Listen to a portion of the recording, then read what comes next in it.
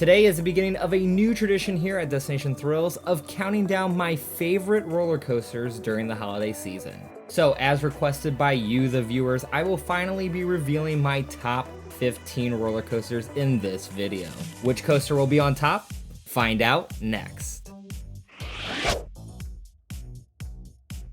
Hey everyone, it is Cullahale from Destination Thrills. First off, happy holidays, Merry Christmas. Today we have a special video. I feel like in my comment section, I get asked all the time, when are you going to do a ranking video of your top 10, 15, 25 coasters? And to be honest, for a while, I have been avoiding it because I feel that I haven't been on enough coasters to really have a solid top 25 or a top 10. I mean, it wasn't until this past summer that I finally hit 100 coaster credits. So I didn't think my top 15 list would be of interest to anyone, but the more it was requested, I thought it would be a fun start to a little Christmas tradition here on the channel by revealing my top 15 coasters around Christmas Day. Now, when I get more coaster credits, I will certainly be extending it to a top 25, but since 25 coasters would be like a fourth of my list, I figured this year we would start with my top 15. Now, before we get into the rankings, I wanted to let you know that there are going to be some notable coasters missing from this list because I've yet to ride them. For example, I've only been to parks in the US, so this list will not include coasters at any international parks.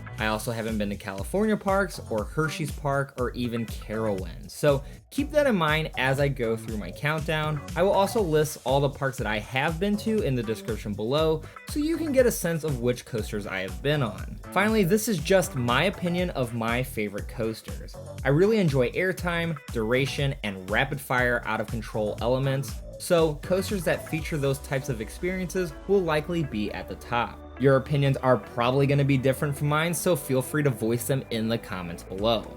Alright, with that out of the way, let's get into my top 15. And at number 15, we have Time Traveler at Silver Dollar City, a Mack Rides Extreme Spinning Coaster. Time Traveler is one of the most unique coasters I have been on. Even though the layout contains elements found on many other coasters like a vertical loop and a zero-G roll, the spinning feature gives you a completely different perspective. Also, because the spin is random, you get a different experience every time you ride, which keeps the layout from being repetitive. This coaster has also been growing on me, and because I only live a few hours away from Silver Dollar City, I have gotten many rides on Time Traveler, and let me just say, even to this day, that 90-degree first drop out of the station still gets me. The coaster is a complete package, and that is why it is at my number 15. At number 14, we have a coaster credit that I just obtained this year, and that is Monster at Adventureland in Altoona, Iowa. Monster was a big hit for me in my first trip to Adventureland. I honestly wasn't expecting to like it as much as I did. The first drop though is terrifying as you climb up that vertical lift and then you get tossed beyond vertical to the ground. Then you have the inversions that are so snappy and deliver crazy hang time. I said this back in my review video of Monster that it has the best inversions of any coaster I've ridden so far, and I stick by that claim. Usually for me, inversions are the less exciting parts of coasters, but for Monster, they are the highlight. This was the first Gerstlauer Infinity model that I have been on, and I can't wait to ride the others. Now, as I mentioned, I do have a full review of Monster, so if you want to check that out later, I will link it in the card above. Moving on to number 13, we have the new for 2020 B&M Giga Coaster, Orion at Kings Island. Orion was one of the coasters I was most excited to ride this year, and it certainly did not disappoint. I think the key for liking Orion is managed expectations. I didn't go in expecting the craziest ride experience, but just a solid coaster with some great height. This coaster met those expectations, and if not exceeded the expectations when it came to airtime. The first drop, speed hill, and final curved camelback deliver some of the best negative G's I've felt on a B&M coaster. The ride is also very comfortable, which makes it the perfect to marathon. What really gives this coaster a boost into my top 15 was that night rain ride experience that I had. That ride was just insane and definitely one of the most memorable coaster rides of 2020. I think if Orion's layout was a bit longer, this coaster would jump into my top 10, but still a phenomenal thrill machine deserving of the number 13 spot. Next up is my number 12, NITRO at Six Flags Great Adventure, a B&M Hyper coaster. Now, although NITRO is not as tall or as fast as Orion, the experience, in my opinion, is just slightly better due to the multiple camelback hills that give you that floating, spine-tingly feel. It just seems non-stop with drop after drop all the way to the finish. And even though there isn't really much else to the ride besides the floater air, it just does it so well that I can't get enough. Now, when I finally get to ride all of the B&M Hypers in the world, it will be interesting to see how my opinions change, but for now, it is my second favorite B&M Hyper and my number 12 favorite coaster. This leads me to my number 1 B&M Hyper and number 11 on this list, Diamondback at Kings Island. What I absolutely love about Diamondback is how long the ride is. Plus, just like NITRO, you get phenomenal floater airtime. In my eyes, Diamondback and NITRO are practically tied. However, I give a slight edge to Diamondback because of the trains, which provide a more intense drop for those in the back seat, and there are a few more unique elements such as that splashdown finale. Besides that, I have the same opinions about Diamondback that I do about NITRO. It's just a really good ride for solid floater airtime, and it gives you tons of it. And so that's why these coasters make it into my top 15.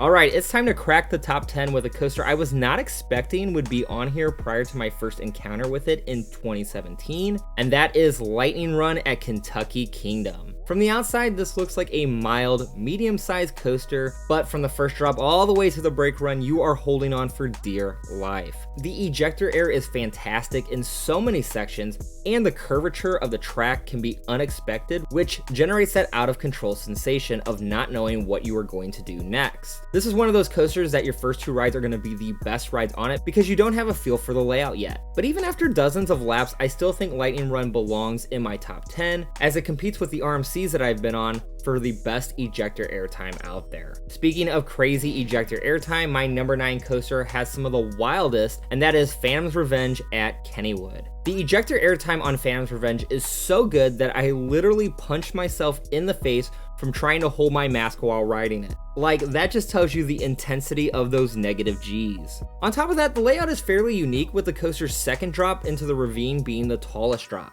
The coaster also has some strong positive G's as well, if you are a big fan of that. I also really enjoy the restraints for the ride, as they weren't very restrictive at all, and because of that, it was actually a bit nerve-wracking the first time I rode it. Either way, Phantom's Revenge is definitely my favorite new coaster credit of 2020, and my number 9 coaster that I've been on. On to number 8, this might be the biggest surprise for some of you, and that is Magnum XL 200 at Cedar Point, the very first hypercoaster. Oh, this coaster style is probably my favorite. A coaster that gives you crazy airtime, but also has a bit of a sketchy side to it. Like, the way those camelback hills are shaped towards the end are not smooth at all. It almost feels like you were flying over triangles instead of the curved, smooth camelback hills that you see on other coasters. However, it is this little nuance that caused me to fall in love with this ride. Is there some thigh pain? Sure, but to me, certainly worth it for that out-of-control feeling that I love. And honestly, I would say Magnum XL is probably the coaster I am looking forward to riding the most on my return trip to Cedar Point. So as you can tell, I really love this ride, and that is why it is at number 8. Alright, we are at my number 7 spot, and that is my favorite coaster at Silver Dollar City, Outlaw Run. If you have been a fan of this channel for a while, you have probably heard me talk about this coaster. In fact, I have a full review of it up on my channel, which you can check out later in the card above. And this is because it is the most insane coaster we have here in Missouri. This coaster's pacing is just relentless from start to finish. It has many quality moments, including the wave turn and the wickedly slow double barrel roll finale, which always has me hoping that my restraints don't malfunction. Now, I could see with its short length why some would not have Outlaw Run ranked as high, but honestly, if you have ever experienced a completely dark night ride on this thing, you will see why it has top 10 quality, and that is why Outlaw Run is at number 7. Number 6 we go, and we have El Toro at Six Flags Great Adventure. Now, I have to be fair here and say that unfortunately I have only ridden El Toro once, and it was a middle seat during the day. Breakdowns and weather kept me from getting more rides on this thing, so I don't think this is going to be the final rank of this coaster, Once I get to go back and get more laps on this thing, the ranking might change. However, from the one experience I did have, I know I love this ride. I wish there were more Intamin prefabs in the US, because this coaster gives you some wild ejector airtime. Like, honestly, I was not expecting to race over that first Camelback hill that fast. That mixed with the wild stomach dropping feel that you get on the Rolling Thunder Hill gives you an incredible adrenaline rush. I am definitely interested to see where this moves in my rankings after I get more rides, but for now I think it's fair to have it at my number 6. We have made it into our top 5, and to start us out, we have Maverick at Cedar Point. There have only been a handful of coasters that have left me speechless after the first ride. Maverick was one of them. Night ride, front seat, it was pure insanity. My mind could not process what was happening as each element came at me so quickly. It was the true out of control experience that I desire, and as I'm sitting on the brake run after this first ride, I was ready to declare it my number 1. But later I got a ride during the day in the middle seat, and after I figured out what the layout did, it was less insane, which is why it's not number 1 on this list. But still, the aggressiveness of this coaster is why Maverick has earned a spot at number 5 on my list, and it's definitely recommended to check out if you get to Cedar Point. Moving on to number 4 on my countdown, we have possibly the biggest surprise for some of you, and that is Storm Chaser at Kentucky Kingdom. And there's just so much for me to love about this ride. The barrel roll first drop is one of my favorite elements to start a ride. Then the first Camelback gives you some great sustained ejector airtime, and after that there's just even more crazier ejector moments, including the strongest negative G's I felt on a coaster, and that is in that Trick Track double up. It is almost uncomfortable how violent that section is, but I love every second of it. I remember marathoning this coaster in 2017, like 9 times in a row, and I was hooked. I needed more. Another reason why I absolutely love Storm Chaser is that it has a theme and name that is special to me, since I enjoy storm chasing myself. I actually grew up wanting to be a meteorologist, so the name and theme of the ride is really special to me and really kind of got me attached to this coaster. So for all those reasons, it is safe to say that this coaster belongs number 4 on my list. Alright, we have our number 3, which is Lightning Rod at Dollywood, another RMC in the top 5. Lightning Rod is just a masterpiece how it fits into the terrain. From the launch up the lift hill to the quad down finale, this coaster is just so perfectly fit into the mountainous area. The airtime this ride delivers is also a masterpiece, not just in the quad down, but also in a few elements beforehand. There is this airtime hill that is like banked to the left, and that threw me off guard how great that was. The night ride on this as well is also a treat. I highly recommend that. Honestly, the only reason why the top 2 coasters are ranked ahead of Lightning Rod is that they provide a longer ride experience. Lightning Rod can feel a bit short, but man, it gives you that holy crap feel every time, earning a number 3 spot in my rankings. Alright, we're here to the top 2. These 2 are very phenomenal coasters, and at number 2, we have Steel Vengeance at Cedar Point. I know most of you would have this ranked as your number 1 for good reason. Steel Vengeance pretty much has it all. A giant first drop, airtime, and inversions, along with some wicked pacing, and it also has a ridiculously long duration. My favorite part of this coaster is in the second half where you are racing inside the wooden structure. There are so many unexpected maneuvers performed in this section that it can truly catch you off guard. Another highlight is that 0G stall. The whip on that element is so powerful as you snap right side up. There's so many good things to say about this ride, and I still have yet to get a back row ride, which many claim is the best seat on this coaster. So for now, it is my number 2, but it definitely has the potential to be number 1 in the future once I get more rides. So if Steel Vengeance is number 2, you might be wondering what the heck could my number 1 coaster be? Well, if you've been a fan of this channel for a long time, this actually might not come as a surprise for you, but it is the Voyage at Holiday World in Santa Claus, Indiana.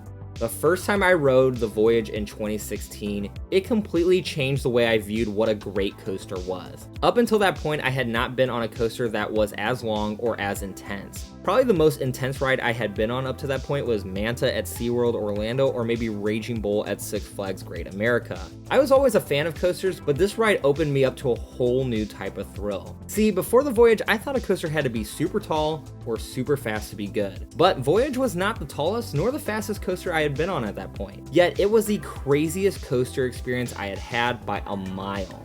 And the best part is this was during a day ride. Then came the night ride, which just blew my mind. And just when I thought this coaster couldn't get any better, I went to Hollywood Nights and rode it at night with the mid-course trim brakes off. And I knew from that moment on, this was gonna be my #1 coaster for a while. I've always been a coaster enthusiast, but I think Voyage is what sparked me into becoming a complete coaster nerd. It was actually after that Holiday World trip in 2016 that I decided I needed to book more theme park trips, and inspired me to develop my social media pages, which led to the birth of Destination Thrills. If it wasn't for the absolute joy and adrenaline that Voyage brought me, I probably wouldn't be sharing this list on YouTube today, so without a doubt in my mind, Voyage is my favorite coaster, and I tell you what, it's gonna take a really good coaster to beat it out in the future. Now, keep in mind my rankings constantly fluctuate as I get more rides on things, so next year this list might look different, but at the end of 2020, I can say that this is my top 15 coasters. There were some notable coasters that just missed the list, such as Max Force and Goliath at Six Flags Great America. There's also Millennium Force and Top Thrill Dragster at Cedar Point that just missed the cut, but are certainly honorable mentions. Now, I am sure you all have many comments about this top 15, so sound off in the comments below with what you agreed with and what was surprising to you. Also, feel free to leave your personal top 10 in the comments below as well. Now, I have tons of ranking videos on my channel, including the top 10 most anticipated future coaster projects. I will link that video in the card above, along with more countdown videos in the description below for you to check out. Also, if you haven't already, subscribe to Destination Thrills, as we are the destination for all the latest theme park news, rankings, and content. Thank you so much for watching this video. I'm Kalahale. Stay safe and happy holidays.